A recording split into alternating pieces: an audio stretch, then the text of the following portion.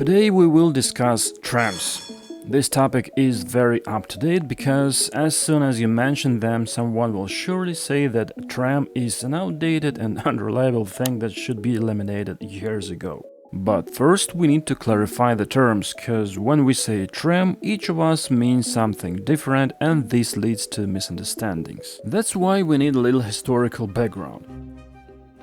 In general, public transport which moved on rails along city streets appeared in the second half of the 19th century. These were small wagons that were first pulled by horses and then they started using electric traction. The very first to realize this idea was a native Ukrainian engineer Fedor Piratsky. The world's first regular line was launched in 1881 in Berlin and was based on the ideas of Piratsky, with whom its author Karl Heinrich von Siemens was personally familiar. These tiny wagons quickly became popular around the world and were given different names in various countries. In Europe they were actually called trams, except for example German-speaking countries where they are called Straßenbahn, which means street rail, while in the United States the same wagons were called either streetcar or trolley, which referred to wagons with the electric trolley poles like this. Although the system in San Diego is also called trolley. I give up. Anyway, so there still may be confusion in the US between this and regular trolley buses, which are sometimes called trackless trolley. After the Second World War, many countries began a very intense destruction of tram systems, and the words tram and streetcar itself, thanks to an aggressive PR campaign of car manufacturers, has gained a reputation as an outdated rudiment that should be left behind. But there were also countries such as Germany and Switzerland where trams were preserved and modernized over the years. First they began to be connected into trains of several wagons, then these wagons became multi-sectional, then they received dedicated lanes, became low floor, received a dynamic design, and as a result this gradually transformed into this. It's still called a tram, although compared to its ancestors it's a brand new level of quality and convenience.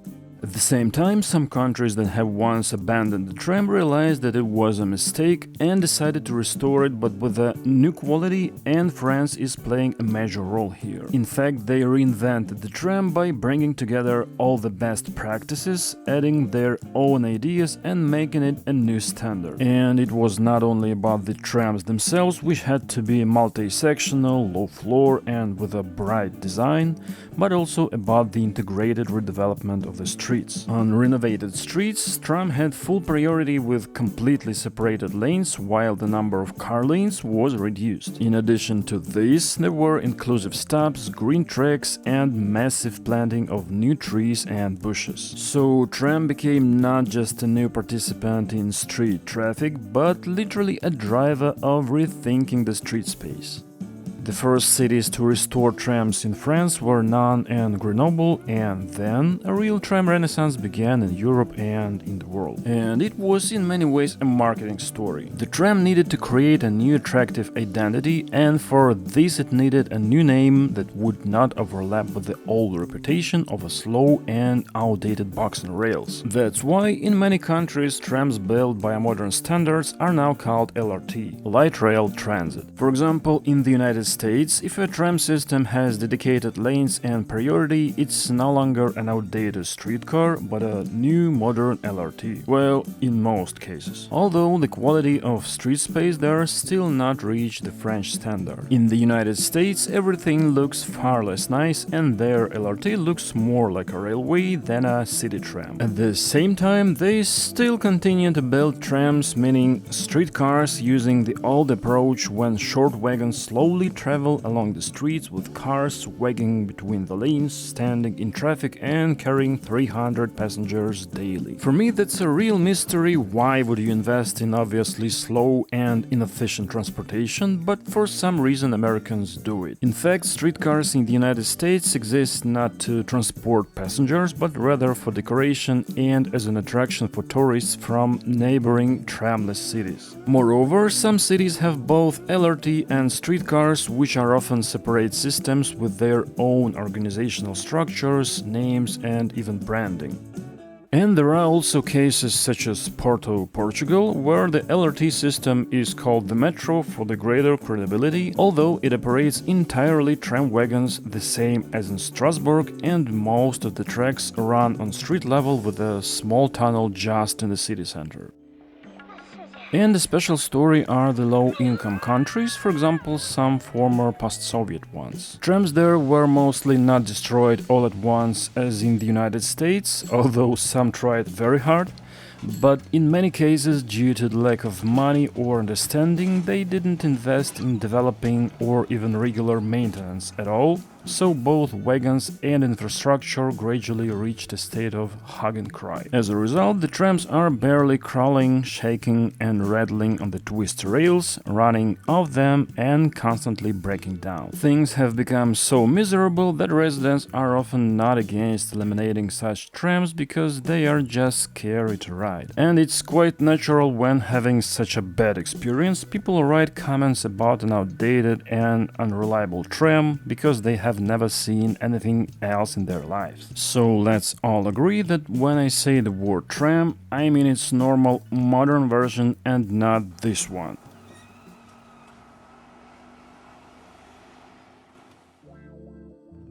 One of the main arguments against trams is often the price. Well, there's no arguing with that because running a tram is indeed a lot more expensive than running a bus. Captain Obvious agree with that. To run a bus route, you only need buses themselves, money for fuel, drivers, maintenance staff, and a depot to repair them. And you can also add some money to arrange bus stops. And that's all in general. There is no need to build streets on purpose because they already exist. Although if we decide to make dedicated lanes for our buses, this will entail additional costs. With the trams, everything is more complicated though. In addition to the previous points, each of which will be more expensive by itself, you also have to add the cost for laying tracks, installing contact wires, power substations, and not to forget the budget for their maintenance. And this is a pretty big part of expenses. So it is obvious that financial barrier to unlock the tram option for the mayor of default city is much higher than for a bus or trolleybus. And before starting this game, each city should weigh its financial capabilities very carefully, and if there is any doubt that it will be possible to maintain it all in good condition, then it may be better not to start. After all, a good bus or trolleybus is better than a bad tram. But if historically your city already has a tram and the city authorities are thinking about whether it would be better to abandon it, then keep in mind that it would be much more difficult and expensive to rebuild it from scratch than to gradually modernize the existing system. And it will most likely have to be rebuilt because, after all, the tram has its advantages over buses, which we'll discuss further. The cost of building a new tramline can be very different depending on the country and the project's complexity. From what I found, the cheapest new line was in Mendoza, Argentina, which cost an average of 1.76 million euros per kilometer, and the most expensive one was in Utsunomiya, Japan, with almost 30 million euros. But in most cases, modern tram systems cost between 10 to 15 million euros per kilometer. Such examples can be found in Poland or, for example, in Finland. For the complete picture, let's also compare the prices of subway construction. The cheapest subway found was in Algeria with 49 million euros per kilometer, and the most expensive one in San Francisco, where the latest network extension cost an absolutely insane 649 million euros per kilometer. Whoa! And between these two extremes there are dozens of other examples with prices around 100 million euros. These figures are also proven by the German Association of Transport Companies, according to which a new tram line costs an average of 10 to 20 million euros per kilometer, and a metro line costs between 100 and 250 million euros. So on average, construction of a metro line costs 10 times more than a tram line. The situation with the rolling stock is similar, although the difference is not so great. The price of a modern multi-section tram ranges from 1.7 to 5 million euros per unit, while a new subway train can be purchased for between 7 and 19 million euros per train. By the way, buses and electric buses cost from 100,000 to a million euros each, depending on their type, size and complexity. So, in short, a modern tram is far more expensive than a bus, but much cheaper than a subway. So, why should we spend money on trams when we can just buy buses? Modern trams have the highest passenger capacity among all street transport. For example, a standard 12-meter bus or a trolleybus can carry about 100 passengers. An 18-meter articulated unit about 150, and the largest thing existing in the world today is 3-section buses and trolleybuses with a capacity around 200 passengers, and I suppose this is already the maximum. While modern multi-section trams, depending on their length, can carry up to 300 to 400 passengers, and the longest ones able to move even more than 500. That means that the line with articulated buses running at 5-minute headway can move 1800 passengers per hour, while a tram line, even with not the longest wagons, can easily carry 2 times more. And if you use trams like those in Budapest, the line's capacity will increase even more.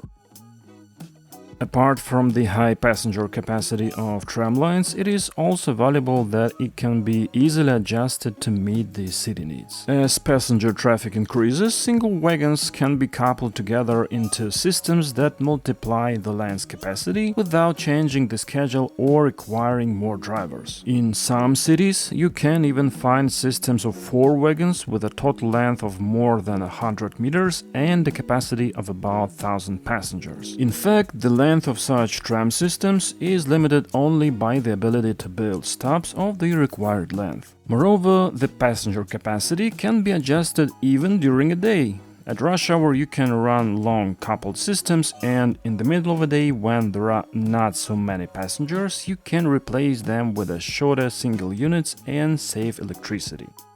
With buses, it won't work that way. If a bus route is no longer able to cope with the demand, the only way out is to put more buses on it. That means hiring more drivers and increase the service frequency, which can't be done indefinitely. And big cities in Latin America, such as Bogota, are very aware of this problem. First, they invented bus rapid transit, a kind of low-cost tram with multi-section buses instead of trams, but then they faced the fact that buses very quickly hit the ceiling of their capabilities, which is very difficult to jump above, and still had to think about something more serious and spend money again. And currently Bogota is already building the first subway line, which it plans to launch in 2028.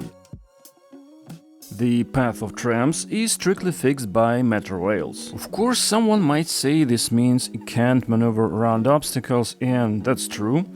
But the other thing is that it allows us to predict its dimensions at every turn and on every street down to the centimeter. And what is especially important, it doesn't depend on its length, and even if the tram is 100 meters long, its tail will follow the head perfectly. It makes possible to use urban space more efficiently and not waste it on wide buffer zones. For example, you can make smaller margins to poles and other street objects, place oncoming tracks more tightly, and use the saved space for wider sidewalks, additional landscaping, bike lanes, and even the car parking spaces.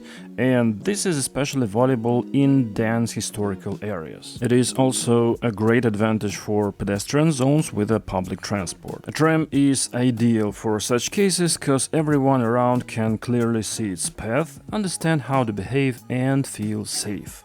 Unlike trams, buses and trolleybuses, especially multi-sectional ones, require much more space, especially when turning. Also, tram drivers don't have to rotate the steering wheel, estimate the path around every corner, and make sure it fits in. They just have to choose the right speed. As a result, trams can drive quickly and confidently in places where bus and trolleybus drivers would have to slow down and use all their skills.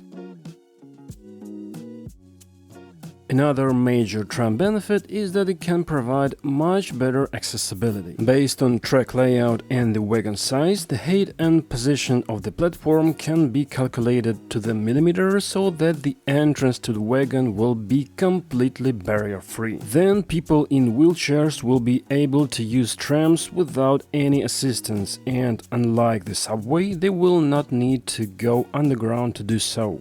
This means using public transportation will be as easy as possible. And what's also important, it will be stable, unlike bus and trolleybus stops where everything also depends on whether the driver arrives at the stop correctly. The tram doesn't pollute the air because it is powered by electric motors. This improves the comfort and quality of life in the city and has a positive impact on the health of residents. Of course, the source of electricity also plays a role here. For example, if it's a coal-fired power plant, there will be pollution, but if the electricity for trams comes from renewable sources, it's ideal for the environment and climate protection. Besides, tram tracks can be laid among grass or other greenery. First, it makes street look nicer, and secondly, greenery heats up less in the sun than asphalt or paving stones and can absorb rainwater, making the street more comfortable and resistant to climate change. Also, tram has a much higher energy efficiency. Electric motors are generally more efficient than internal combustion engines, and in addition to this, a tram runs on metal wheels over metal rails, which creates less rolling resistance than rubber wheels on asphalt or especially cobblestones. So with other things equal, a tram requires less energy to move than a bus or a trolleybus. As a result, transportation of each passenger is less energy expensive, so on a citywide scale, using trams can save a lot of energy compared to trolleybuses and electric buses, and even more so when compared to private cars. According to all mentioned before, rail transport in general and trams in particular are statistically the safest form of ground transportation. The probability of being injured or killed in an accident while riding a tram is significantly lower than when driving a car. Another important thing is that the tram is generally quite durable. Of course, you can break anything if you want to, but trams have a very high strength margin. If they are well maintained, they can serve for decades, and the world is full of examples of such long livers. Vienna, Rome, Lisbon, Prague, Gothenburg, these are just the first ones that came to mind. At the same time, a 50-year-old tram remains as environmentally friendly as a new one. And this is not the case with buses though. Their internal combustion engines wear out much more and needs extensive maintenance, filter replacement, and a lot of other spare parts. In addition, they become morally obsolete with the introduction of new environmental standards, and it turns out that a fully functional bus can't operate on a route because it doesn't meet that new standards. Electric buses also have their own issues with battery life, which lose capacity over the years and need to be replaced. You can find out more about this in this video. Also, thanks to the rails, trams are easier to navigate for passengers, which is especially valuable for tourists and visitors. Tram can't suddenly turn the wrong way, and when you get on it, you feel more confident that you are going exactly where you need to go. Tram rails will always guide you to the stop and are generally an additional landmark on city streets, even if you are just walking. And I suppose lots of people used to explain the way to someone by saying something like walk along the tram tracks and then turn left at the horse monument. It happened, wasn't it? Also, laying a tram line shows that city officials are paying attention to development of the area and can stimulate neighborhood growth and business activity. On the other hand, a bus route can appear quickly and disappear just as quickly, so it is not very suitable for a long-term planning. But if the city invests in a tram, it will stay for a long time and you can rely on it more confidently,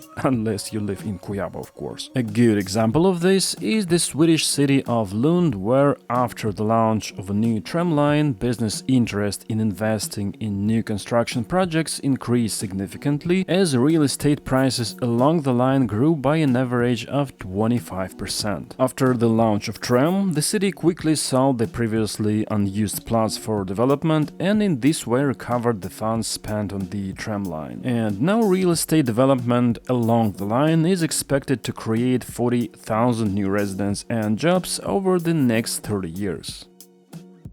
Trams also have one hidden superpower that is rarely mentioned or used, but which can bring a lot of benefits. I mean the cargo transportation inside the city. In fact, tram is a small railway and its metal rails can handle much more weight than a regular asphalt or pavement. In addition, a modern tram has dedicated lanes and its rails always turn smoothly and laid in such a way that large trams fit even on narrow streets. That means trams can carry not only passengers but also cargo. To be honest, there are not so many such examples in the world, but they exist. The most well-known is probably the cargo tram from Dresden, Germany, which was used to deliver parts to the local Volkswagen factory and operated for almost 20 years. Its total length was almost 60 meters and it could carry about 60 tons of cargo. Another example is from the Swiss city of Zurich, where they decided to use their extensive tram network to transport recyclable waste. Garbage containers are placed at the special sites throughout the city, and from time to time a freight tram with platforms comes to pick them up and take to the recycling center. And to launch this system, they needed to build just small branches from the main track.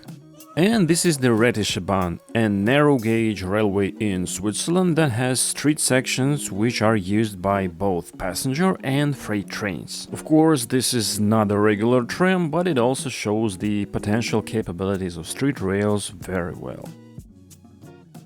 And now let's talk a little bit about the downsides of trams. The tram can't go around obstacles. It is what it is. An accident on the tracks or just an improperly parked car can stop tram traffic and cause trouble for thousands of passengers. However, this problem can be minimized by proper street planning, maximum separation of tram tracks from car traffic, and priority at intersections. In this regard, a good example is the railway, where trains also travel on rails, but stops because of accidents are very rare. Also, a good tram network should be fairly extensive and have detour or turnaround options for such cases to avoid situations where all routes meet on one street and an accident on it stops the entire network. Because tramline construction is relatively complicated and expensive, everything has to start with good planning. Of course, this is not a direct disadvantage, because you'd better plan every such a project, but that's a thing you must take into account so that later you don't face annoying mistakes that will be very difficult and expensive to fix. And now let's make a smart face and try to draw some conclusions. In general, tram is the most capable type of public transport which runs directly on the streets without building mega expensive tunnels and overpasses. And the important thing is that it has a huge potential for development, as it can be constantly upgraded to a pretty advanced level that will allow solving a complex tasks in terms of urban mobility. Of course, the tram isn't almighty though, but more capable things such as metro or urban railways are much more expensive and difficult to implement. And this is crucial to understand for cities which are considering to close their tram systems and build a subway instead, which should magically solve their transportation problems. Because if you can't manage a tram and make it work efficiently, then it's quite naive to hope that the subway will work exactly as it should. Everything will be essentially the same, but with much higher costs. For example, construction of a 10-kilometer metro line will cost an average of 1 to 2.5 billion euros. For the same amount of money, you can build from 50 to 250 kilometers of tram tracks on city streets, which means a highly branched system with many routes and the possibility of transfers between them. At the same time, a single metro line on the scale of a large city will not bring fundamental changes, since most of the city will will not have access to it anyway. To feel the real effect, you need a whole system with many lines and transfer stations that will cover most of the city and allow you to move freely around it. And this requires tens of billions and decades of complex construction work. Of course, there are different situations and some cities really can do without a metro, but the decisions should be based on clear and rational calculations, not just because every metropolis should have a metro system. And even if some cities really can't do without the subway, a modern tram could be a great help in creating efficient public transportation systems. And this should be the basis of every developed modern city.